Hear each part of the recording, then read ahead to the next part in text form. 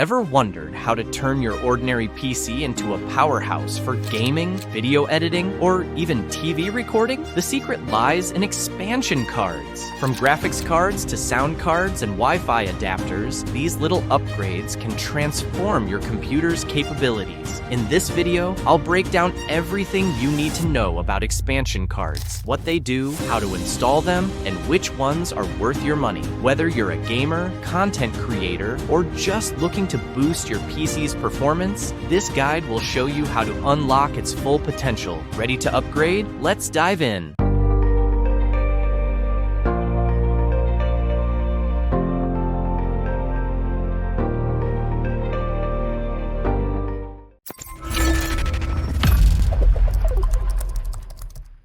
Extension cards. In this course, we will detail the main extension cards that one can have to connect to a motherboard. Extension boards are printed circuit boards that can be installed in specific locations on the motherboard. These cards are intended to improve the functionality of the computer. Like what? Video cards, audio cards, and the memory sticks are extensions of the motherboard. Video card. One of the most common cards is the video card, which are rather found under the name of graphics cards. This is what generates the images from your computer to your monitor. It is a printed circuit board that connects directly to the computer's motherboard. This board has several components, such as the graphics processor, i.e. the GPU, memory chips, the type of bus, and video ports for transferring images to the monitor. There are several types of video ports that are in use today. We'll start by looking at the S-video type, which could literally be translated as separate video or super video. The S-video is an analog transmitter. That is, it transmits two signals over the cable, a signal for color and the other for brightness. The S-video port is round and is usually black in color. And here is the type of cable that can be connected to an S-video port. VIDO-G graphics array. Another port, which we have already seen in the course on monitors, is the VGA, video graphics array port. This type of port is an older technology that was developed in 1987. It consists of 15 pins divided into 3 rows and usually has a blue color. The VGA port also carries analog data. Now let's move on to the DVI port, which is a digital visual interface. This is a newer technology designed to succeed the old VGA port. It was developed in 1999 and designed to provide uncompressed and high-quality video for LCD monitors. There are 3 different versions of DVI standards. There's DVI-A. The A simply stands for analog. It is therefore used to send only analog signals. There's DVI-D, where the D stands for digital. It is therefore used to send only digital signals.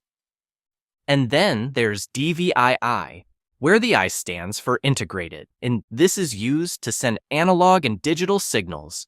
As can be seen on the connectors capable of sending digital signals, i.e. DVI-D connectors and DVI-I, well, there are 2 different standards: the single link and the dual link.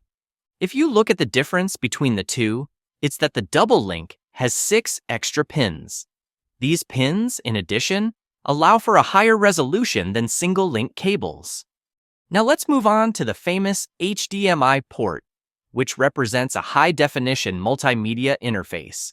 HDMI was developed in 2002 and was designed to transmit uncompressed digital audio and video data through a single cable. It is one of the best standards for high definition in consumer electronics, combining both video and audio of very high quality. DisplayPort. And the last video port we're going to see is the DisplayPort. This type of port debuted in 2006 and was developed by VESA, Video Electronic Standards Association. which represents the Video Electronics Standards Association. It was primarily designed to be used for video, but it can additionally carry USB and audio data. It is a high-performance interface that is intended to replace the old VGA and DVI interfaces, and it can also connect, using adapters, to the old DVI, VGA, and HDMI ports. Now, let's switch the card and go to the sound card.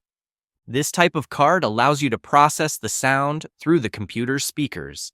It connects to the computer's motherboard via a PCI port type bus slot. The basic sound card has an audio output port for connecting speakers and an input port for a microphone, allowing recordings. More sophisticated sound cards have additional ports, such as ports for subwoofers, i.e. bass, and for surround sound. Video capture card. It is also possible to install video capture cards on your computer.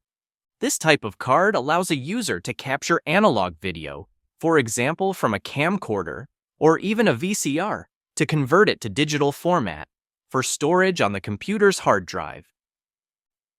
TV tuner card. Now, let's move on to tuner TV cards, which allow signals from a TV to be picked up by a computer. So, you can not only watch TV from your computer, but you can also record TV programs to store them digitally on your computer. In fact, most TV cards also act as a video capture card. I remember that at one time, it was even possible to decrypt Canal Plus using a TV card and a small piece of software. Wireless Wi-Fi card. The last bus card we're going to see before moving on to the memory slots is the Wi-Fi wireless card. A wireless network adapter does the same thing as a wired network adapter, except that it doesn't use a cable.